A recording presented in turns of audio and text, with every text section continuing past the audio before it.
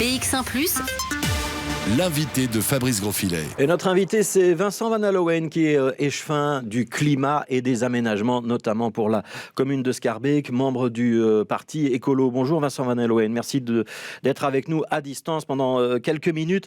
D'abord, une question qui redevient d'actualité.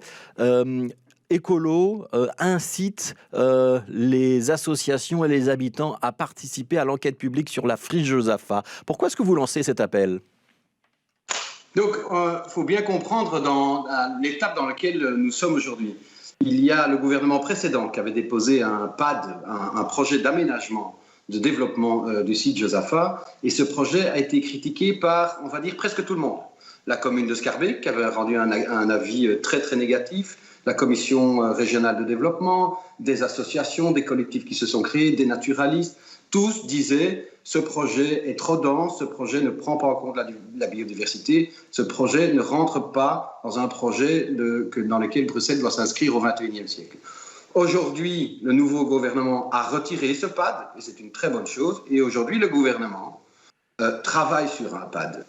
Ce PAD-là, il n'est pas encore à l'enquête publique, mais il va l'être soumis puisque le gouvernement annonce une décision sur un nouveau PAD pour l'été et tout de suite après arriveront le nécessaire débat public sur le nouveau PAD. Mais que vous et moi ne connaissions pas puisque le gouvernement n'a pas encore officiellement tranché, il va le faire dans les prochaines semaines.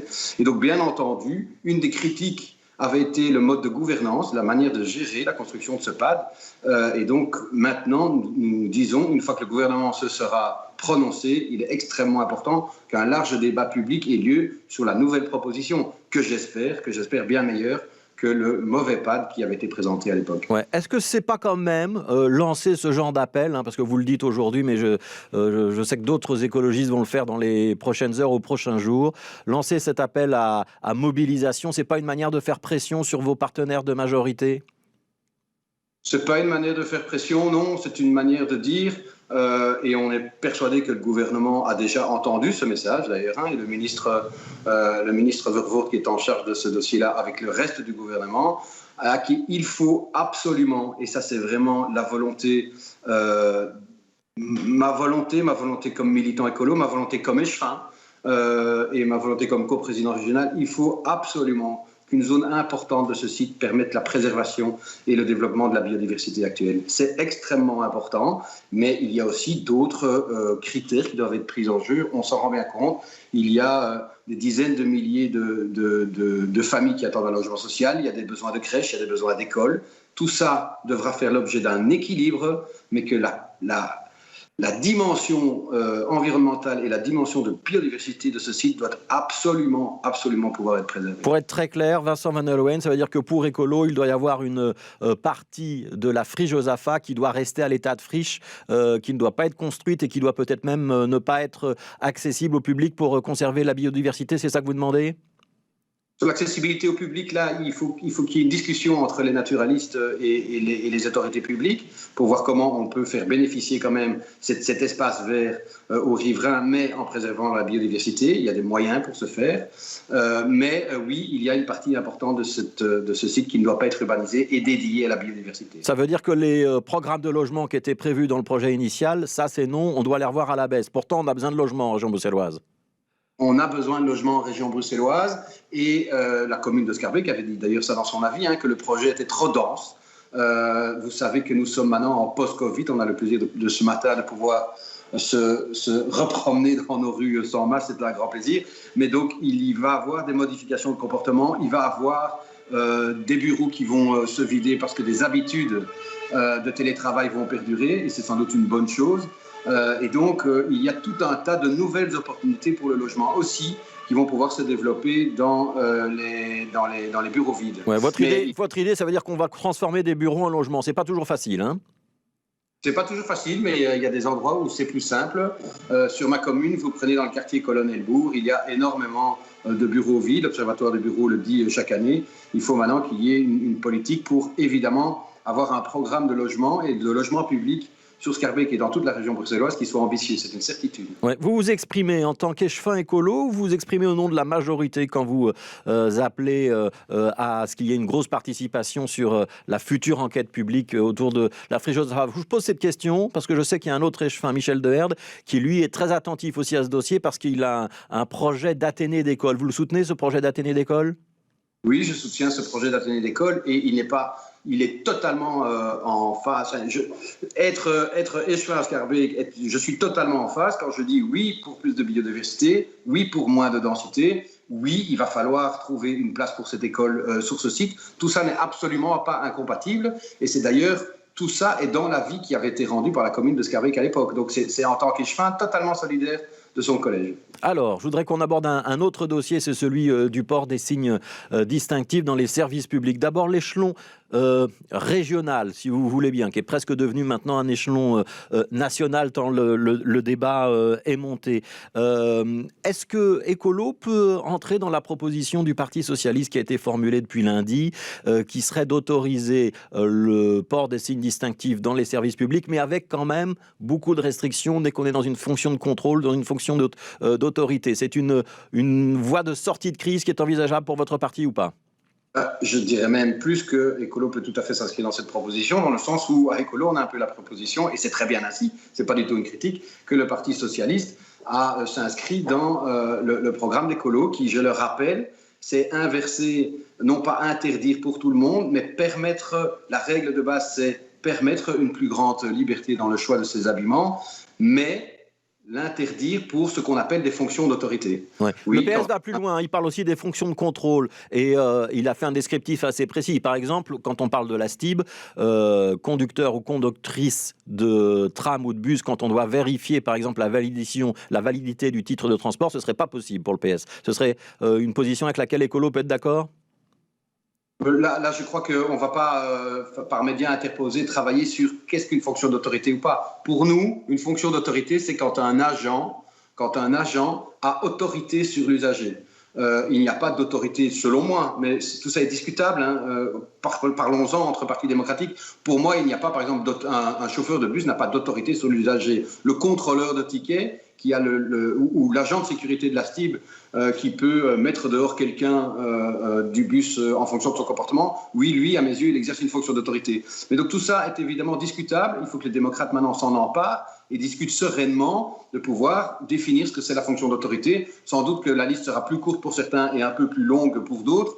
Tout ça n'est pas très grave. L'important, c'est qu'on avance concrètement maintenant pour pouvoir permettre à toutes ces personnes qui sont victimes de discrimination de pouvoir avoir accès à la fonction publique. Alors ça, c'est le débat régional. Il y a un débat local aussi qui a été lancé à Schaerbeek avec un groupe de travail sur ces questions-là. Il en est où le groupe de travail? Et est-ce qu'il a encore du sens si on doit légiférer à l'échelon régional, voire à l'échelon fédéral?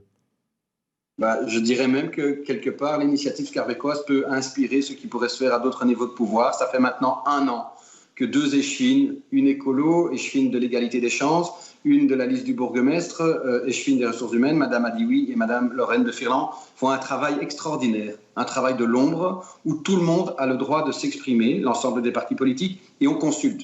On consulte tout le monde. On consulte les collectifs de femmes en situation de discrimination, on consulte les syndicats, on consulte les organisations locales, des constitutionnalistes. Et franchement, on se rend compte dans ce débat, quand il est fait sereinement, qu'en fait, entre les partis démocratiques, il y a un relatif grand consensus sur beaucoup de choses, en fait. Il y a beaucoup plus de choses qui nous rassemblent que de choses qui nous divisent. La nécessité absolue du droit de croire et de ne pas croire, celle de porter un foulard ou le droit absolu de ne pas le porter, bien entendu. Que les services publics doivent être totalement neutres, totalement impartiaux, n'exercer aucune discrimination envers les usagers sur quelque plan que ce soit. Tous les démocrates sont d'accord là-dessus. Il se fait que dans le débat public, et c'est normal, à Schaerbeek parce que des conseillers communaux ont déposé une motion, à la région parce qu'il y a eu un jugement que maintenant tout le monde connaît à la STIB, il se fait que, oui, il y a 2 tendances encore dans les partis démocratiques, mais aussi dans la société, on ne va pas se le cacher, sur une version un peu plus libérale qui permettrait une plus grande liberté de choix d'habillement et qui empêcherait discrimination. On se rend compte que l'ensemble de la famille socialiste, francophone et néerlandophone, commence à être d'accord là-dessus, avec les restrictions que vous avez exposées. La famille écologiste aussi, la moitié de la famille libérale, puisque les libéraux, via l'entremise de son président, s'y rallient aussi. Je crois que la famille humaniste et chrétienne le sont aussi. Il y a donc il y a un consensus qui est en train de se dessiner pour vous. Il y a pas, en tout cas, quand j'entends le débat public, je le comprends. Le MR et Défi sont encore dans une option d'une plus grande neutralité, d'une stricte neutralité, d'une laïcité un peu moins inclusive. C'est tout à fait d'ailleurs leur droit. Et moi, je ne les critique pas par rapport à cette position. Je les combats parce que ce n'est pas ma position, mais je ne vais jamais dire que ces gens-là, ce sont des islamophobes et des racistes. Et là, il faut qu'on puisse avoir du respect dans ce dossier, parce que c'est comme ça qu'on va trouver une solution entre démocrates. Ouais. Quand est-ce que le groupe de travail scarbécois doit atterrir? Et je repose quand même ma question, est-ce que c'est pas dangereux d'avoir des conclusions d'un groupe scarbécois si 6 mois ou 1 an après, on a une législation qui s'impose et qui dit des choses différentes pour la fonction publique? Le groupe de travail ne s'est pas encore prononcé parce qu'il ne s'est plus réuni depuis l'émergence de cette polémique. On doit encore entendre à la sortie de l'été, en septembre-octobre, des représentants de la ville de Gand ou de Malines, parce que vous savez qu'à la ville de Gand ou de Malines, ça se passe depuis de nombreuses années, ça se passe d'ailleurs très très bien. Le groupe de travail avait envie, la commission avait envie de les entendre, et il y a encore 1 ou 2 personnes, et donc on va voir à la fin de ces auditions dans quel contexte nous sommes et si nous sommes prêts à trouver un règlement avec, Et c'est dans combien de temps, Vincent? C'est le mois prochain? C'est dans 6 mois?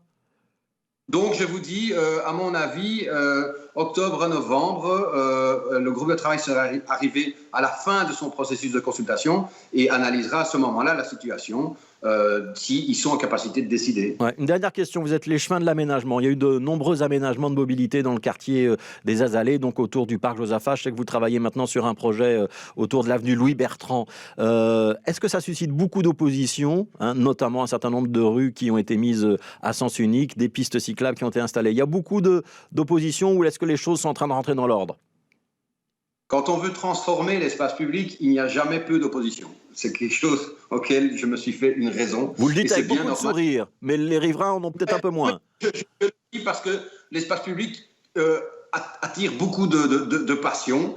Et c'est normal, c'est un peu le bien commun de chacun, puisque on part tous de chez soi et donc on est tous influencés par cet espace public. Et donc c'est bien normal. C'est important d'écouter tout le monde, mais c'est important aussi d'avoir une vision très claire. La vision du collège de Schaerbeek est de, le plus possible, éviter les trafics de transit pour apaiser les quartiers, moins de trafic, moins de vitesse, plus de sécurité routière, et qui permet, par exemple, quand on met une rue à sens unique pour éviter la traversée d'un quartier, il se fait que par ailleurs, on peut gagner de l'espace parce que cette bande dédiée à la voiture peut être dédiée soit aux pistes cyclables, soit aux piétons, soit au transport public. Et donc, c'est vraiment une philosophie. On le fait, on écoute les habitants, on rectifie les projets en fonction de ce que les habitants nous disent, mais qu'il y ait des débats, qu'il y ait des pétitions et qu'il y ait des passions dans ce genre de projet, c'est tout à fait normal. Merci beaucoup Vincent Van Leeuwen, merci d'avoir été avec nous. Je rappelle que vous êtes l'échevin du climat et des aménagements, notamment pour la commune de Schaerbeek.